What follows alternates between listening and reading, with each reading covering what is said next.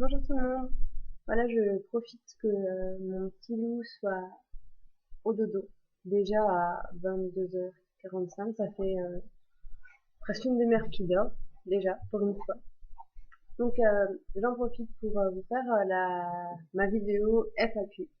Donc j'ai relevé les questions que vous m'avez posées.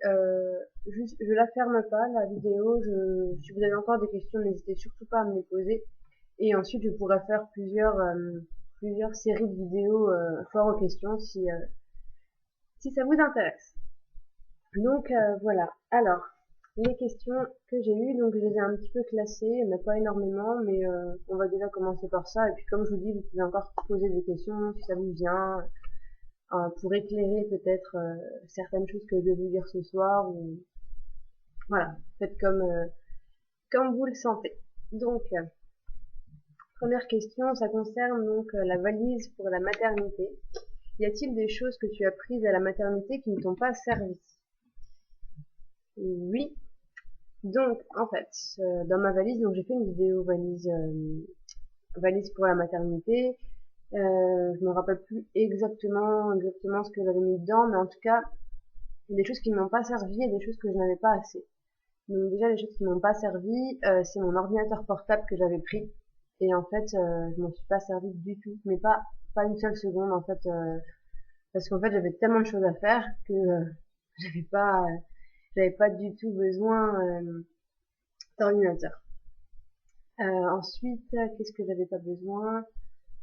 euh, en fait, j'ai eu tout besoin de ce que j'ai pris et justement, j'en avais pas assez, donc j'avais pas assez de fringues pour moi. J'avais pris essentiellement des joggings, des choses amples. J'aurais dû prendre des choses plus habillées pour par coquetterie aussi parce que ben en fait tout simplement c'est pas parce qu'on vient d'accoucher que qu'on n'a pas envie d'être jolie.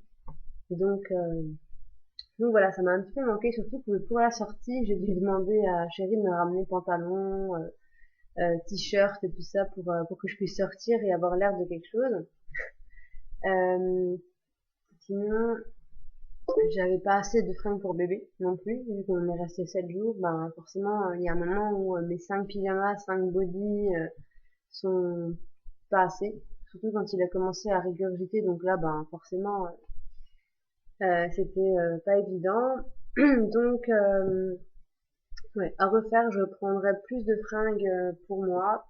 Je prendrais des culottes normales aussi, parce que les culottes jetables c'est bien, mais c'est pas super confortable. Et un conseil les filles, si vous achetez vos culottes jetables en grande surface, achetez bien une taille en plus de la vôtre. Moi j'ai pris ma taille, c'était trop serré, c'était abominable. Donc prenez une taille en plus, comme ça vous serez bien à l'aise parce que les serviettes hygiéniques à l'hôpital, elles sont épaisses comme ça. Elles sont top. Moi, tout le monde dit enfin j'ai souvent entendu que c'est horrible. Moi, je les trouve vraiment top parce que justement, on perd beaucoup de sang après l'accouchement. Et là, ça permet de pas s'en foutre partout. Donc voilà.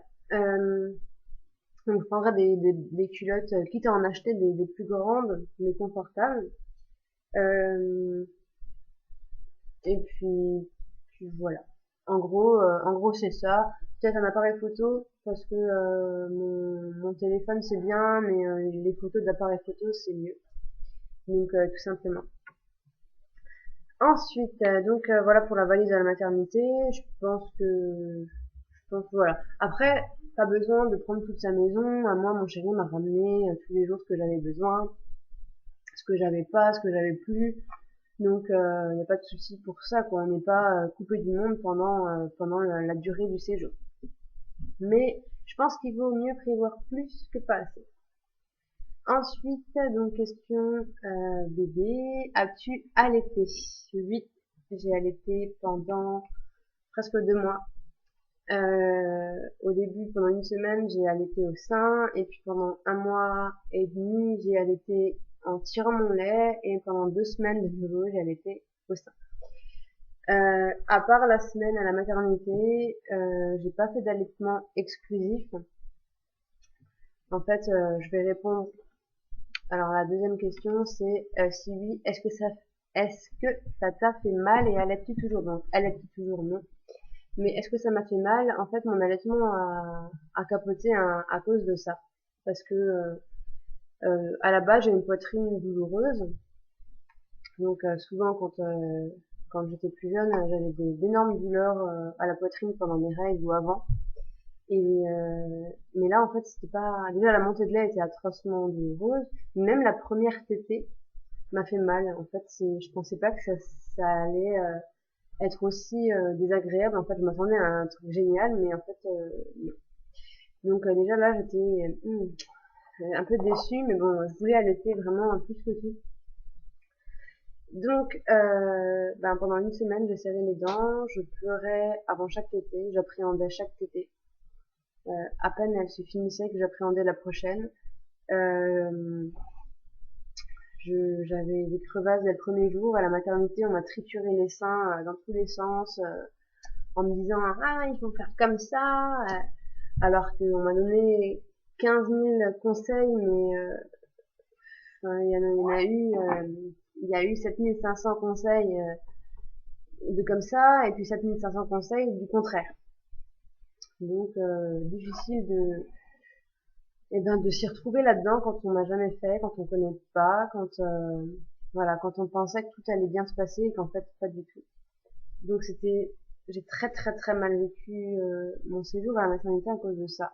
Parce que déjà, ben, bébé pleurait parce qu'il avait faim, ce que moi je comprenais pas. Je le mettais au sein, mais il buvait pas tant que ça. Après, il prenait plus de poids. Ensuite, j'ai mis des bouts de sein en silicone. J'en ai là, je vais vous montrer. Hop, ma petite boîte à bébé.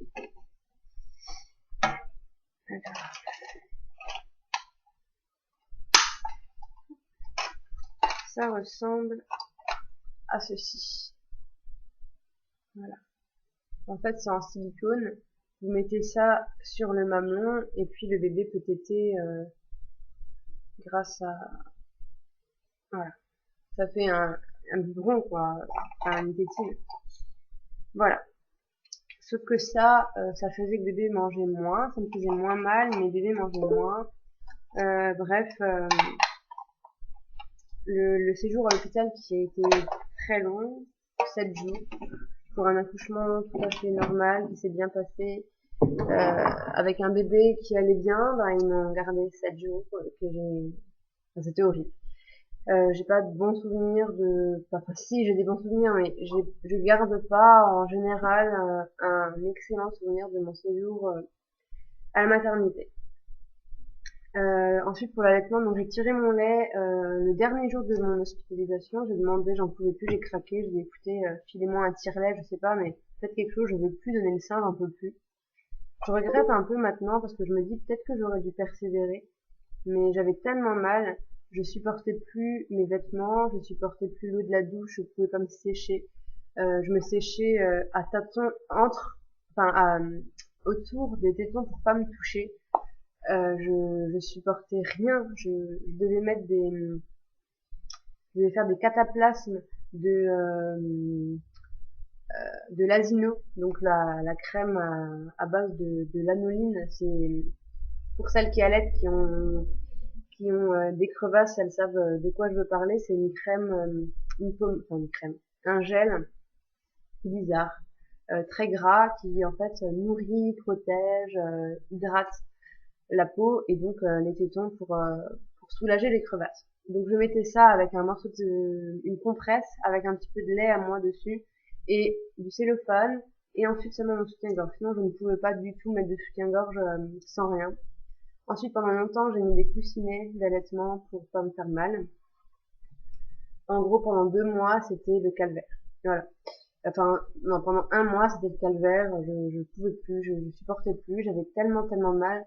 En plus, j'ai eu comment, des engorgements à la maison. Une semaine après être rentrée de l'hôpital, peut-être, même pas. J'ai eu un bel engorgement qui m'a donné une belle fièvre la nuit. J'étais très mal. Enfin, vous savez, quand on a de la fièvre, on a tellement froid que qu'on a mal en fait à la peau, on peut même pas bouger tellement qu'on a froid, on est mal, enfin ça allait vraiment pas du tout. C'est passé heureusement et j'ai dû tirer mon lait à fond pour désengorger tout ça. Après j'en ai encore eu un qui m'a, j'ai pas eu de fièvre mais qui m'a fait atrocement souffrir, je pouvais même plus porter le petit tellement que j'avais mal. Et après c'était bon. Et 2 semaines après, enfin 2 semaines, un mois et demi après l'accouchement, j'ai essayé de remettre bébé au sein. Tout simplement parce que j'avais les seins pleins, je ne tirais plus beaucoup de lait et je me disais que peut-être pendant le tété, il allait me vider les seins et donc m'aider pour les engorgements et tout ça.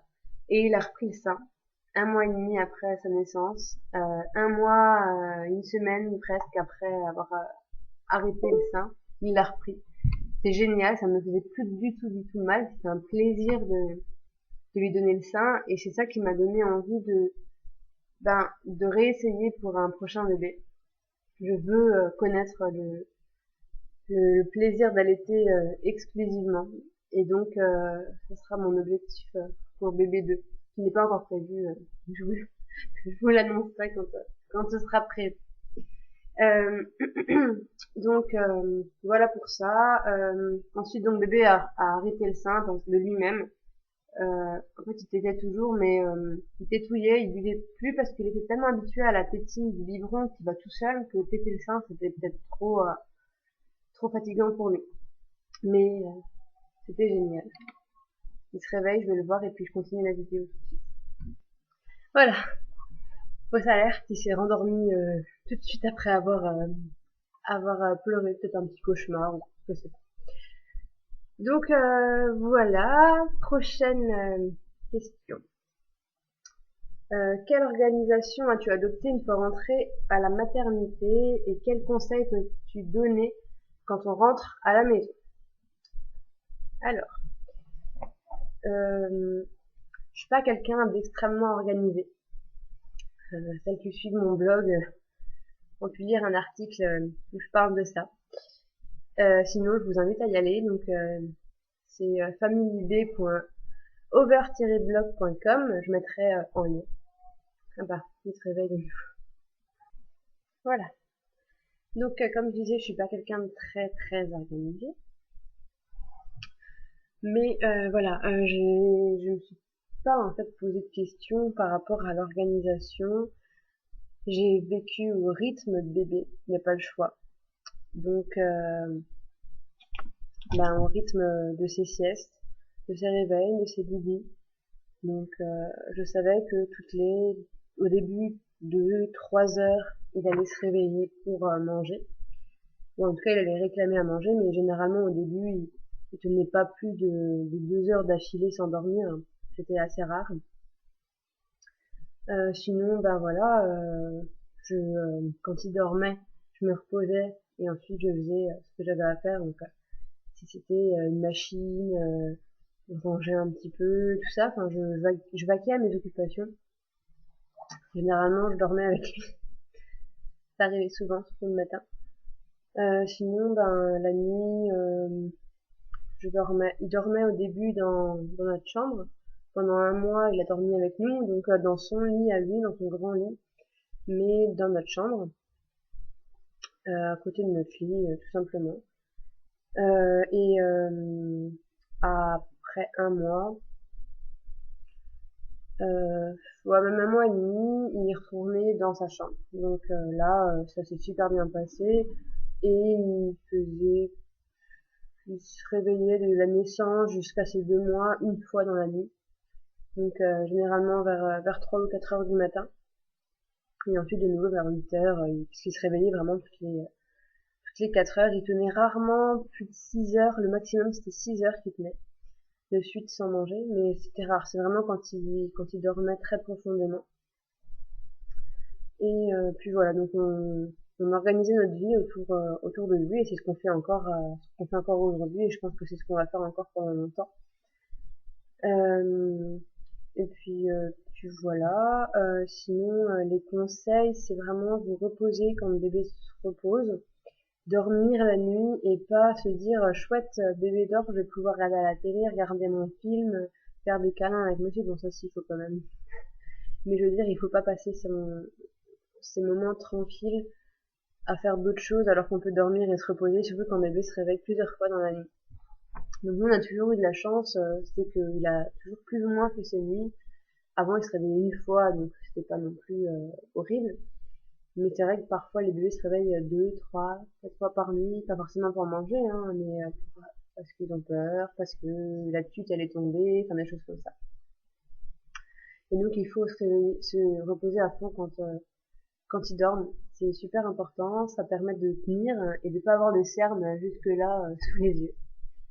Sinon, les autres conseils, essayer d'avoir toujours le biberon propre une fois que tu l'as bu, comme ça dès qu'il réclame, hop, il est propre, on a juste à le remplir et quand il a fini, on pose bébé et on va nettoyer le bibi.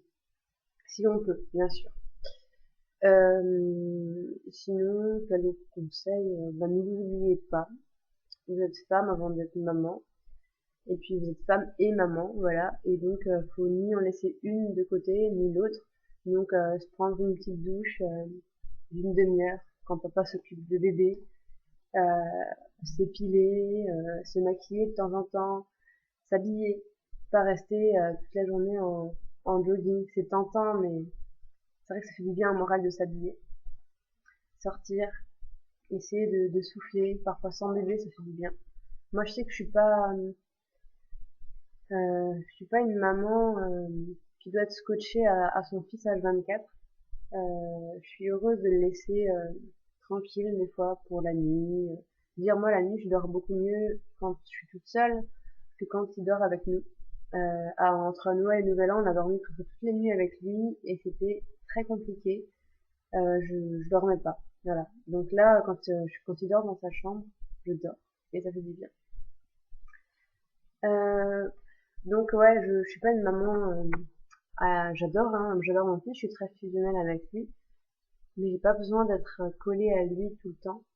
Et donc je m'octroie de temps en temps des petites sorties, même toute seule, pour aller faire du shopping, pour aller faire les courses, des choses comme ça. Et il me manque, hein, je suis super contente de le retrouver, mais ça me fait tellement du bien d'être toute seule, de souffler, de me dire que voilà, je pense à moi, même si j'achète toujours des choses pour lui. Je pense à moi maintenant, et puis c'est tout. Donc voilà, je pense que c'est important de penser à soi. Quel autre conseil? N'oubliez pas monsieur. Et puis soyez indulgente. Moi, je lui reprochais beaucoup de choses au début. Et au final, je me suis dit, c'est bon, il fait ce qu'il peut, c'est déjà beaucoup. Donc, calme-toi, laisse passer, et puis voilà. Voilà, soyez indulgente. C'est pas aussi naturel que pour les mamans, généralement, pour les papas. Ils doivent apprendre, comme nous, mais nous, on a eu la maternité déjà à la maternité, donc pour apprendre. Eux l'ont pas forcément eu. Donc là, ils doivent apprendre à changer une couche, ils doivent apprendre à donner le bibi, ils doivent apprendre à faire le bibi, tout ça. Donc des fois, ça prend du temps, ils posent beaucoup de questions, plein de fois les mêmes, mais il faut être indulgente avec eux et puis se dire que ben, ils font ce qu'ils peuvent. Bon, parfois, ils exagèrent, j'avoue, mais bon. Et puis, ouais, oublie pas votre couple. Même si, comme j'en ai parlé dans mon article que j'ai publié aujourd'hui sur la sexualité d'après un bébé, c'est pas facile tout le temps de reprendre tous les rapports, mais c'est important d'avoir une vie intime, d'avoir encore une vie de couple comme avant, même si c'est plus jamais pareil, mais c'est super important. Donc, je vous conseille vraiment de mettre un point d'honneur à au moins essayer de garder ça, de préserver cette intimité, cet amour entre vous deux. Donc, je pense que c'est à peu près tout. J'oublie sûrement des choses, je dis vague, mais bon, je suis désolée, je suis une petite. Ensuite, comment s'est passé le premier mois avec bébé? Très bien. Euh, Fatigant. J'étais souvent vers 18, entre 18 et 20 heures, c'était ma période où tout m'énervait, où j'étais sur les nerfs, où j'en avais marre, où je pleurais, où je refilais souvent bébé à papa pour que moi je puisse souffler parce que ça n'allait pas. Donc moi, ça allait moins bien, mais la vie avec bébé, ça allait très bien. En fait, c'est pas... Mais bon. Parce que moi, j'étais en plein dans le baby blues, j'étais pas bien, voilà, quoi, j'avais envie de pleurer tout le temps. Mais en même temps, je suis tellement épanouie avec mon bébé. Le voir comme ça, en plus, le premier mois, il évolue quand même beaucoup. On n'a pas l'impression comme ça, mais si. Et passer mes journées avec lui, c'était un vrai plaisir. Commencer à jouer avec lui tout doucement, mettre en place plein de choses. Alors, l'adaptation, par contre, je dis que ça s'est passé très bien, d'une certaine façon, oui, mais j'ai mis un temps fou, presque un mois en fait, à m'adapter à cette nouvelle vie, à me dire que mon ancienne vie est finie, que maintenant ça recommence avec un bébé, que ma vie c'est lui, que non, je ne pourrai plus faire de grasse mat autant que je veux. Non, je ne peux pas me mettre 1 heure devant la télé sans me soucier de personne. Non, je ne peux pas sortir quand je veux. Non, je peux pas, je sais pas, je peux pas aller faire un gâteau maintenant si j'ai envie d'y aller. Enfin, si maintenant je pourrais, mais enfin voilà, toutes ces choses-là que je me dis, waouh, il y a quand même beaucoup de choses à revoir en fait dans ma vie, enfin faire le deuil, on va dire, de ces choses, de cette liberté, entre guillemets, ça a été difficile. Quand j'entendais parler des gens qui disaient, ah, demain, grasse mat, ce matin, je me suis levée à 10 heures, je les jalousais. Je me disais, mais est-ce qu'un jour on va pouvoir redormir comme ça? Est-ce qu'un jour je vais pouvoir avoir une nuit complète sans me réveiller 1 fois ou 2 fois dans la nuit? Enfin, je me posais plein de questions comme ça. Et je le vivais assez mal au début. Donc c'est pour ça que je vous disais que moi, la vie avec bébé c'était bien, mais moi j'étais pas très bien. Euh, une fois que le temps d'adaptation est passé, que voilà, je m'étais faite à tout ça, ça allait beaucoup, beaucoup, beaucoup mieux dans tout. Et voilà, le premier mois avec papa, c'est pas très facile non plus. Parce que comme j'ai dit, ben, ils apprennent, et nous aussi. Nous, on a envie de faire comme ça, lui, il a peut-être envie de faire comme ça. Nos deux façons ne sont pas les mêmes, donc ça clash parfois. On se dit, mince, tu pourrais faire plus, tu pourrais faire moins, tu pourrais faire ci, me dire que ça. Enfin, j'étais sans cesse dans le reproche, alors qu'en fait, il avait pas grand-chose à se reprocher. J'avais pas grand-chose à lui reprocher, finalement. Mais j'étais sans cesse là-dedans, à me dire, mais il pourrait faire ça, mais pourquoi il fait ça? Enfin, comme si j'étais tout le temps dans la confrontation. Et c'était difficile. Vraiment, je pense que l'arrivée d'un enfant, c'est un tsunami dans la vie et c'est une belle épreuve pour le couple. On l'a surmonté pour le moment avec brio parce on est encore plus amoureux qu'avant. Ça se passe presque mieux qu'avant. On s'épanouit plus. Enfin, c'est génial en fait. La vie à trois maintenant, avec le recul, je me dis que le premier mois c'était peut-être compliqué pour l'adaptation et tout ça, mais c'était magique de voir ce petit bout, de se dire que bah oui, on va être réveillé à 4 heures, mais c'est pour lui, c'est parce qu'il a besoin. Euh, avec, on le voit pas forcément tout de suite, mais après on se dit waouh, c'était bien. Maintenant, franchement, je regrette presque les moments où on était tous les deux, tout seuls à 4 heures du matin, il faisait nuit noire, la ville dormait, il y avait presque pas de voiture qui passait, de temps en temps un camion. La maison était toute silencieuse, à part nous deux. Alors, soit je lui donnais le sein, soit je lui donnais le bibi. Ça dépendait un peu, voilà, de la période. Je tirais mon lait, enfin, je faisais plein de choses, puis j'allais me recoucher des fois à 5-6 heures du matin. Mais avec le recul, ouais, ça me manque en fait. C'est presque, c'est des moments tellement intimes, tellement magiques en fait entre mon fils et moi que, voilà, ça m'émeut un peu. Enfin voilà. Je ne sais même plus du tout quelle était la question de départ. Ah oui, le premier mois est bébé. Et donc, bah oui, si j'ai des conseils à vous donner, c'est de profiter à fond, ça passe très vite. Là, bébé à 4 mois, bah d'un côté, je me dis que c'est peu, d'un autre côté, je me dis déjà, Voilà, faut profiter parce que ce qui est derrière nous, ben, c'est derrière, ça reviendra plus. C'est triste, c'est vraiment triste. Mais bon, voilà, c'est comme ça, et puis c'est la vie, et puis profiter, essayer de voir tout en positif. C'est ce que j'essayais aussi beaucoup de faire, me dire qu'il a besoin de moi, que c'est pour ça qu'il pleure la nuit, c'est pour ça, enfin, voilà, c'est beaucoup plus, c'est moins frustrant de se lever à 4 heures du matin quand on sait que pour nous, c'est nous qui veut, c'est pas lui, c'est pas lui, c'est nous. Ça, c'est assez gratifiant, en fait. Ensuite, comment se déroulent les journées avec bébé? Donc, on va me parler de maintenant, une journée type, par exemple, aujourd'hui. C'est une journée qui ressemble à beaucoup d'autres journées. Willan s'est réveillé à 9h20 ce matin. Après une belle nuit, puisqu'il se couchait avant minuit. Et donc, ouais, j'étais à 9h20, il s'est réveillé, donc il pleure pas quand il se réveille, il appelle. Euh, donc, le temps de m'habiller, de sortir du lit, de m'habiller, je vais le voir, on fait des gros sourires, des petits bisous. Et puis là, je le prends dans mes bras, je l'embrasse tout fort, parce que je suis heureuse de le voir le matin. Donc ensuite, c'est le biberon. Après, ben, on joue un petit peu, on se change la couche, on fait des câlins, des bisous, puis il fait une sieste.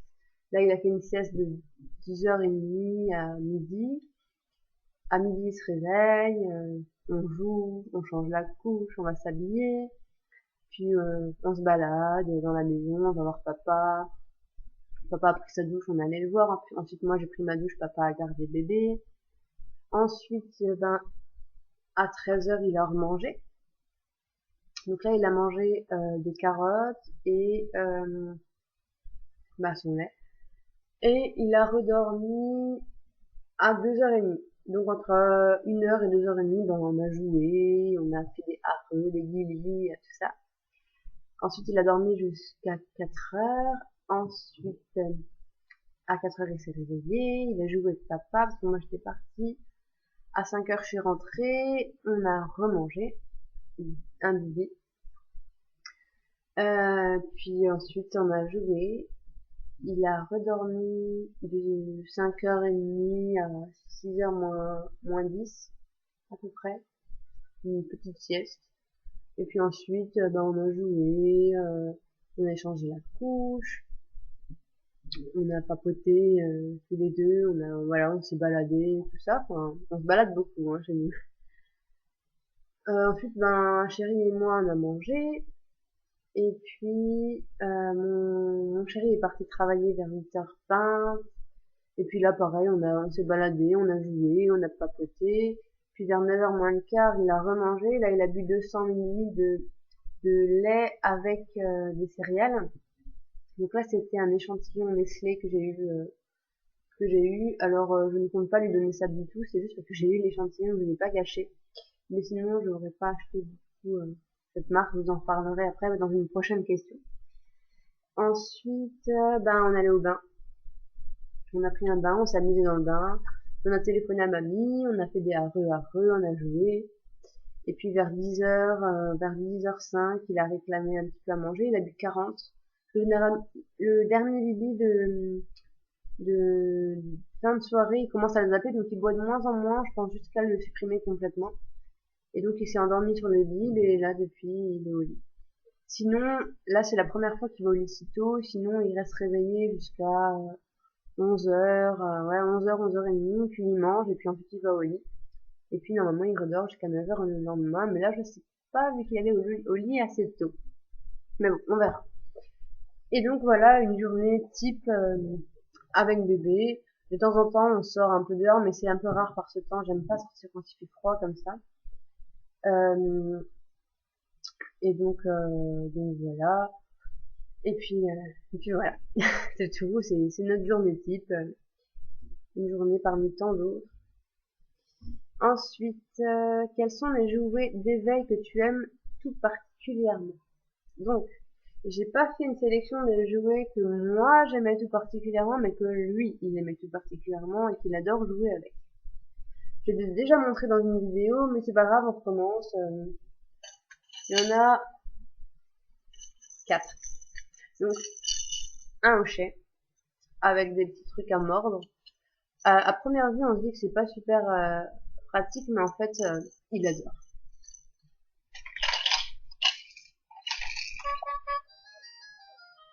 Coucou, je suis Cléo, ta jolie petite photo.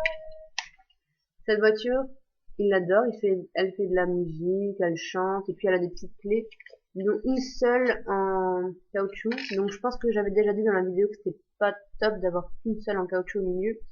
Mais il adore de plus en plus, il joue, il les prend, il les met dans la bouche. Ah, voilà. Ensuite,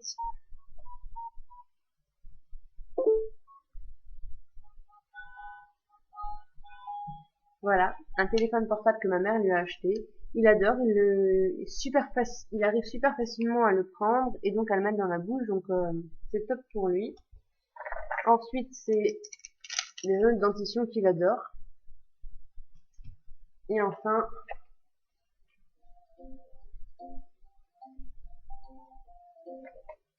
voilà, un piano, enfin, je sais pas trop ce que c'est, mais ça fait de la musique et des lumières. Et puis voilà, et puis ça c'est son doudou. Voilà. Donc ça c'est ses jouets qu'il joue avec toute la journée. On lui présente, il les mange, il les goûte, il les agite. Donc ça, c'est les jouets qui les suivent, qui le suivent tous les jours. Voilà. Ensuite, au niveau des produits de soins que tu as choisis, en es-tu satisfaite? As-tu des mauvaises surprises à long terme? Donc je suis sur la gamme Mustela depuis le début et j'adore toujours autant cette marque. Que ce soit pour le liniment que je n'ai pas racheté, vrai peut-être, que ce soit pour le lait de toilette, pour le physio bébé, pour la crème de change, pour le gel lavant, pour tout, j'adore. Je suis vraiment super fan. Je trouve pas mis à part le prix, je ne trouve pas que j'ai une mauvaise surprise du tout, que je trouve pas de désavantages, d'inconvénients à ces produits. Donc voilà, j'adore et je les conseille, surtout qu'ils sont à 99% d'origine naturelle. Je sais que ça ne veut rien dire, mais dans l'article qui est paru dans 60 millions de consommateurs, ils apparaissent quand même comme des produits plus sains en tout cas que d'autres de grandes marques bébés comme Cadom, etc., qui eux contiennent des comment que ça s'appelle? Je ne retiens jamais ce nom. Phénoxyéthanol, je crois que c'est ça. Donc ils ne contiennent pas de ça, ils contiennent pas de parabènes. Enfin, moi voilà, j'aime cette marque. Ma mère utilisait ça pour moi. J'utilise ça pour le petit. J'ai aucun souci avec d'allergie ou quoi que ce soit. Après, c'est sûr que je préférerais à la limite utiliser du bio, mais à la vitesse en fait où on utilise les produits, je me dis que non, vaut mieux démuster là, parce que ça coûterait beaucoup trop cher. Et puis j'adore cette odeur, je m'en lasse pas de sentir le bébé Mustela. Ensuite, j'ai d'autres produits que j'utilise parfois, comme l'huile d'amande douce que j'ai achetée en pharmacie, donc bio, celle-ci, qui est géniale. Comme il a le coup toujours comme ça, il a un trait rouge, donc parce que c'est jamais vraiment à l'air. Donc je lui mets de la crème, enfin de l'huile d'amande douce ici, j'en mets sur les oreilles qui sont sèches, sur les fesses après la douche aussi, il adore, il adore.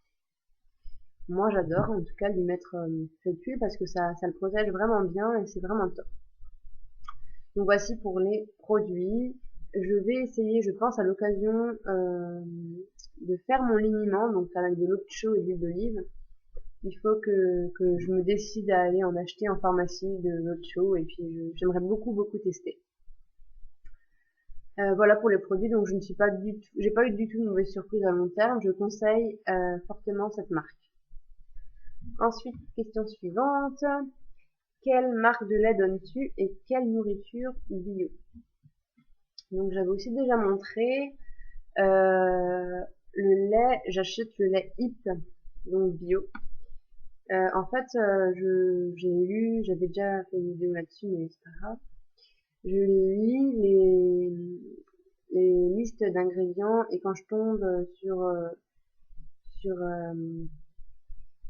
bah en fait sur tellement de choses. Bon, je sais que dans le hip, je crois qu'il y a de l'huile de palme, ça me plaît pas, mais pour le moment, j'ai pas trouvé vraiment d'autres alternatives puisque c'est le seul lait que je trouve partout et qui est meilleur en tout cas que les autres marques.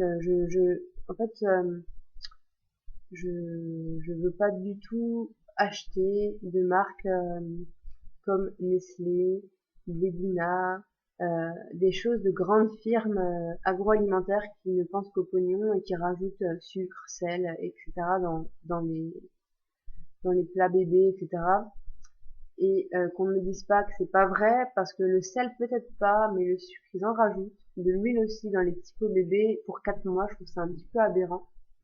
Mais bon, passons. Pour la nourriture bébé, je l'ai fait moi-même.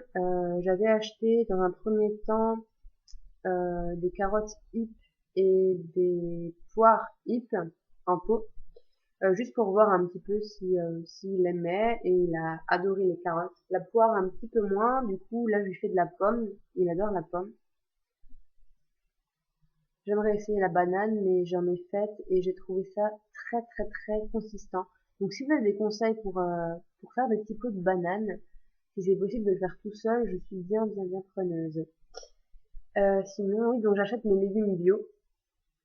Donc à l'Intermarché, il n'y a pas grand choix, il n'y a que des carottes en légumes pour mon petit de 4 mois. Il n'y a pas de courgettes, bon c'est pas la saison, donc j'en achèterai de toute façon pas. Mais il n'y a pas de potiron, il n'y a pas d'épinards, des choses comme ça, il n'y a rien de tout ça, donc c'est un peu pénible. Mais bon, on fait avec pour le moment et puis je verrai ensuite en Belgique pour trouver d'autres légumes parce que j'aimerais bien peut-être essayer autre chose que la carotte maintenant. Donc ça fait quand même 2 semaines qu'il est à la carotte, même 3 semaines. Euh, et donc voilà. Sinon, j'ai vu qu'il y avait beaucoup de marques bio sur le marché, surtout sur internet et dans des magasins qui ne sont pas vers chez moi. Euh, Je pense que si je dois ne pas avoir le temps de faire mes pots, ce qui arrivera, je pense rarement parce que je les fais toujours en avance et je les congèle, ce sera des marques hip puisqu'il y en a ici à l'Inter, ou alors des autres marques bio dont l'étiquette me satisfait, les listes d'ingrédients. Parce que comme j'ai dit, quand je vois de l'huile dans les petits pots de carottes, ça me révolte beaucoup. Quand je vois du sucre, des choses, enfin j'ai été vraiment hallucinée sur la composition des petits pots. Quand on voit des œufs machin chose, non, pas pour un bébé quoi, c'est un peu pas possible. Comme pour les céréales, quand j'ai vu les blédines, euh, non, je veux pas intoxiquer mon petit bout, je veux lui donner le meilleur et puis n'en déplaise à ceux qui en donnent. Moi, je suis absolument contre, mais chacun voit midi à sa porte après tout. Donc voilà. Sinon, bah, c'est la fin des questions. Ça fait déjà 38 minutes. Le temps passe très vite. J'espère que j'ai pas été trop longue. Si vous avez d'autres questions, n'hésitez pas. Je vous montrerai bien mon petit bout, mais il dort, donc je vais le laisser tranquille. Et puis, ben, je vous fais d'énormes bisous. Bonne continuation à tous. Bonne chance, bon courage, enfin tout ça. Gros bisous. Et puis, je vous dis à tout bientôt pour une vidéo. La prochaine vidéo que je prévois, donc, c'est une vidéo diversification alimentaire. Voilà, ciao ciao.